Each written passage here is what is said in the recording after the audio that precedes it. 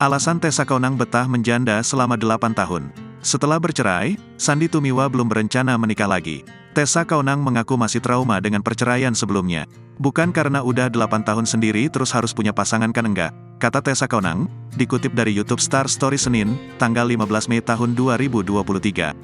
Mantan istri Sandy Tumiwa ini akui lebih berhati-hati dalam memilih pasangan. Kalau untuk menikah lagi kan saya nggak bisa sembarangan. Saya harus memikirkan banyak hal, sambungnya.